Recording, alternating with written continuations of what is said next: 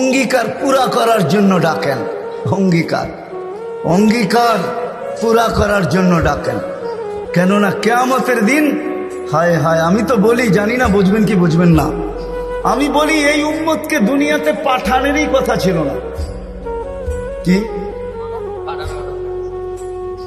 অনেক কিছু মিলাইলে দেখা যায় আমাদেরকে পাঠানেরই মনে হয় কথা ছিল না। নাহলে এত ছোট জীবন দিবেন কেন? 60-70 বৎসর, কত কাউকে তো হাজারও দিলেন, ঠিক না? আমাদেরকে 60-70 বৎসর দিয়ে কেন পাঠাইলেন? আবার 60-70 বৎসর দেওয়ার পরেও 2 পর্বে আমাদের জীবনটাকে আল্লাহ কমায় দিছেন, লেস করে দিছেন, বাদ দিয়া দিছেন।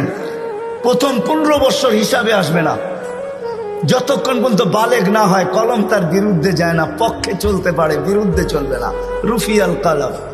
এইখানে 15 বৎসর বাদ। তারপরে যেটা থাইকা যায় 60 আর 70-এর ভিতর থেকে, যতক্ষণ আমরা ঘুমাই 4-6 ঘন্টা আর 8 ঘন্টা, এটাও কলম উঠানো থাকে, আমাদের বিরুদ্ধে যায় না, এটাও মাপ, এটাও। তাইলে আর থাকলো কি? কোরআন আমাকে বুঝায় এত অল্প সময়ের জন্য কেন পাঠাইলেন। তাহলে কোরআনের ভিতরে ডুব দিলে মনে হয় বুঝে আসে। আল্লাহ মনে করেন যে কেন পাঠাইলাম, কিয়ামতের দিন তোমাদেরকে আমার পক্ষে সাক্ষী হিসাবে আমার পাশে দাঁড় করাবো, শুহাদা আলান নাস। কিয়ামতের দিন এই উম্মত আল্লাহর পাশে সাক্ষী হিসাবে দাঁড় করাবে আল্লাহ। সমস্ত উম্মতের উপরে আমাদেরকে সাক্ষী হিসাবে দাঁড় করাবে আল্লাহর পাশে। ইনশাআল্লাহ এই উম্মত কিয়ামতের মাঠে দাঁড়াবে না, সেই উম্মত স্টেজে দাঁড়াবে। স্টেজে আল্লাহর পাশে স্টেজ লাগানো হবে, ওই স্টেজে এই উম্মত দাঁড়াবে। কেননা আসামি আর সাক্ষী এক জায়গায় দাঁড়ায় নাকি? দুইজনের মান একটা, দুইজনের মান ভিন্ন, ঠিক না? আমরা পাশে, না কোরআন বলতেছে শুহাদা আলান নাস ওয়া ইয়াকুনুর রাসূলু শাহীদান আলাইকুম ওয়া তাকুনু শুহাদা আলান নাস। আমরা সাক্ষী। আল্লাহ বলে কম সময় দিয়া কেন পাঠাইলাম জানো?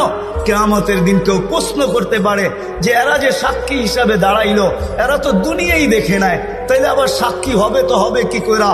ওই দিন যেন আমি বলতে পারি এদের পা উঠায়া দেখো, এরা এখনো দুনিয়ার মাটি লাগানো আছে, যদিও কম সময়ের জন্য। মনে হয় আমাদেরকে দুনিয়া পালানোর জন্য আল্লাহ পাঠাইছেন। অনেক সময় বলে না, আরে আপনার টাইম নাই, তাতে কি আসে যায়, আমার বাড়িটা পাড়ায় চলে যায়। আল্লাহ মনে হয় এই জন্য পাঠাইছেন যেন আমরা দুনিয়াটা পাড়ায় চলে যাই। অল্প সময় দিয়ে আল্লাহ পাঠাইছেন, বেশি সময় আমাদেরকে দেন নাই, শুধু নবীজির কারণে। এই জন্যই তো আমি বলি, জানি না ওলামা একমত হবে কি হবে না, এই উম্মত দুনিয়ায় আসারই ছিল না। এই উম্মতকে আল্লাহ বাছাই কইরা, প্রথম তো এই উম্মতকে 3 বার আল্লাহ কুদরতি হাত লাগাইছেন এই উম্মতের উপরে। জন্ম লগ্নে একবার খালাকতু বিয়াদিহি, দ্বিতীয়বার কুদরতি হাত লাগাইছেন হুয়াজতাবাকুম, বাছাই লগ্নে দ্বিতীয়বার আমাদেরকে আল্লাহ বাছাই করছেন। বাছাই সমগ্র মানব জাতির ভিতর থেকে আমাকে উঠাইতে উঠাইতে কত কুঠি উঠানের পরে মনে হয় আমি আল্লাহর কুদরতি হাতে আসছি, আর আল্লাহ বলছে যা তোকে উম্মতে মুহাম্মদী বানাইছে। বাছাই পড়বে তৃতীয় আল্লাহর কুদরতি হাত লাগছে আমাদের উপরে। আল্লাহ আমাদের উপরে চিহ্ন লাগায় দিয়েছেন। চিহ্ন বোঝেন, যেন কিয়ামতের দিন হারায় না যায়। আল্লাহ সাহাবা জিজ্ঞাসা করছে, ইয়া রাসূলুল্লাহ, সমগ্র মানব গোষ্ঠী উঠবে, আপনি আমাদেরকে খুঁজে পাবেন কি কইরা? আল্লাহ রাসূল হাসতেছিল আর বলতেছিল, চিহ্ন লাগানো আছে, চিহ্ন। সেই চিহ্ন আবার কি? গুররাম মুআজ্জিলিনা মিন আসারিস সুজুদ, তোমাদের নামাজের জায়গা, উজুর জায়গার থেকে নূর ফুটা বাহির হবে, আর কারো বাহির হবে না। আমি নূর দেইকা চিহ্ন, তোমরা আমার, আমি ডাইকা ডাইকা কাছে নি। চিহ্ন লাগায় দিয়েছেন কুদরতি হাত দিয়ে, স্টিকার লাগায় দিয়েছেন কুদরতি হাত দিয়ে। স্টিকার চিনেন? কোম্পানির লেবেল আছে, এই যে লেবেল লাগায় দিছে কোম্পানি।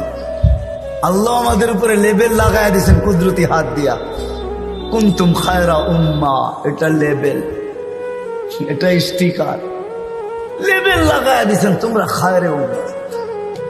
আফসোস কোত্থেকে যেমনি আমি হারায় কত দূর চলে গেছি। প্রথম স্বাধীনতা দিছেন আল্লাহ শিক্ষাগত, দ্বিতীয় স্বাধীনতা দিছেন আল্লাহ পেশাগত, তৃতীয় স্বাধীনতা আল্লাহ দিছেন মত আদর্শগত। স্বাধীনতা যদি না দিতেন সব আল্লাহর, আর আপনি টকশোতে বসে বলবেন আল্লাহর বিরুদ্ধে, আর আপনি চিৎকার দিয়া বলবেন গড ইজ নাথিং। হ্যাঁ, অস্তিত্ব কে দিছে? বাক স্বাধীনতা, যেটা মত আদর্শের স্বাধীনতা দিছে আল্লাহ, এই জন্য কিচ্ছু বলে না, শুধু অপেক্ষা করেন অপেক্ষা। কোরআনও বলে ফান্তাদিরু ইন্নী মাআকুম মিনাল মুনতাদিরিন, আমি অপেক্ষা করতেছি, তোমরা অপেক্ষায় থাকো। আল্লাহ কিসের অপেক্ষা? ইদা জা আজালু, সীমারেখা আসতে দেরি, আখাযনাহু বাগতাতান, তোমাকে আমি ছো মাইরা উঠাইতে দেরি করবো না। লা তুসআলুনা আনিন নাঈম, তারপরে তোমাকে একটা একটা জিজ্ঞাসা করবো, তারপরে দেখি তুমি যাও কোথায়, কোথায় যাবে তুমি। সত্য এটাই, মত আদর্শের স্বাধীনতা, যেটাকে বলে কি বলে মত আদর্শের স্বাধীনতা আল্লাহ দিচ্ছেন, আদর্শগত স্বাধীনতা, নাইলে নাস্তিক হওয়ার কোনো প্রশ্ন ছিল না। অস্তিত্ব দিবে আল্লাহ, আপনি বলবেন আল্লাহর বিরুদ্ধে, এটা পসিবল ছিল না, ইম্পসিবল। আল্লাহ দেখায় দিয়েছেন 2020-এ, দেখায় নাই? কি দেখাইছে? সারা দুনিয়া, যেই দুনিয়া নিজেকে এত শিক্ষিত মনে করে, এত আপডেট মনে করে, এত এডুকেটেড মনে করে, এত উন্নত মনে করে, এত আধুনিক মনে করে, ওই পুরা দুনিয়াকে আল্লাহ লকডাউন লাগাই দিছে। আপনি বলেন আপনাকে মাস্ক পড়ায় নাই, আল্লাহ দুনিয়ারে মাস্ক পড়ায় দিছে, দুনিয়াকে। আপনাকে আমাকে পড়ায় নাই, দুনিয়াকে মাস্ক পড়ায় দিছে। আল্লাহ বলে আমি আল্লাহ, ইচ্ছা করলে যা খুশি তা করতে পারি। কি এখনো বহুত মানুষ মাস্ক পড়া করে, ঠিক না? হ্যাঁ, পড়ে না? কি কি ভয়ে পড়ে? করুণা এখনো আছে, ঠিক না? আপনারা বলবেন আমরা তো কুমিল্লার মানুষ, 2020-ও পড়ি না, ঠিক না? না পড়তে পারেন, কেননা টেলিভিশনে এত বড় বড় দেখছেন, আর ভাবছেন নাকের ছিদ্র তো এত বড় না, এটা যাবে তো যাবে কোন দিক দিয়া, ঠিক না? এখন যদি প্রশ্ন উঠায় মুখ দিয়া যাবে, সারাদিনই তো পান খাই, বিড়ি খাই, সিগারেট খাই, এটা সেটা খাইতে থাকি, মুখ দিয়া যাবে তো যাবে কোন দিক দিয়া, ঠিক না? হ্যাঁ, এই জন্য নাও পড়তে পারেন। আল্লাহ মত আদর্শের স্বাধীনতা দিচ্ছেন। চতুর্থ স্বাধীনতা দিচ্ছেন সোসাইটিগত, সমর্থ থাকলে দুনিয়ার যেই কোথাও বাস করতে পারে। আমি চিনি কুমিল্লার অনেক মানুষ যারা আমেরিকাতে বাস করে, আমি চিনি অনেককে কুমিল্লার যারা অস্ট্রেলিয়া বাস করে, যারা কানাডায় বাস করে, আমি চিনি ইউরোপে বাস করে, চিনি, আমি অনেককে চিনি, আমাকেও চিনি। সমর্থ আছে, দুনিয়ার যে কোথাও বাস করতে পারে। আর পঞ্চম স্বাধীনতা, এই ছোট জীবনটা, যেমন স্কুলে খেলার সময় একটা পর্ব হয়, যেমন খুশি তেমন সাজো। আল্লাহ বলে এই ছোট জীবনটায় তুমি যেমন খুশি তেমন সাজতে পারো, তোমাকে কিচ্ছু বলবো না। স্বাধীনতা দিনা, নাইলে কোনোদিন সম্ভব ছিল না। তো কথা ওইখান থেকেই বাহির হয়ে গেছে। যতক্ষণ পর্যন্ত আল্লাহ আল্লাহ রসুলের কাছে আকর্ষণের পাত্র না হব, আর আকর্ষণের পাত্র হব আমলের দ্বারা। কিসের দ্বারা? আর আমল জীবনে আসবে দ্বীনি কথা যত বেশি একাগ্র চিত্তে শুনবো, মনোযোগ সহকারে শুনবো, আর দিলে কাঁদবে, তখনই আমল আসবে। আর আমলের দ্বারা আমি আকর্ষণের পাত্র হব। তখন বংশ কি আল্লাহ দেখবেন না। কুমিল্লার মানুষ, কথা শেষ দিকে চলে আসছি, আমি 6 বার আমি বেলালের বাড়ি দেখছি, 6 বার রাদিয়াল্লাহু তাআলা আনহু। আমি 6 বার ইথিওপিয়া গেছি, 6 বার। এই চোখ থেকে পানি 6 বার ঝরছে, শুধু বাড়ি দেখা, ব্যক্তি তো দেখি নাই, কোত্থেকে দেখবো? সে তো অনেক আগে চলে গেছে, তার দেশের মানুষগুলা দেখছি। কিন্তু একটা অনুমান হয়েছে, একটা এটাকে কি বলে, এতটুকু বুঝতে পারছি যে 1400 বছর আগের বেলাল কেমন ছিল। আজকের মানুষগুলোই যখন পছন্দ হয় না, তো 1400 বছর আগেরটা কেমন হবে?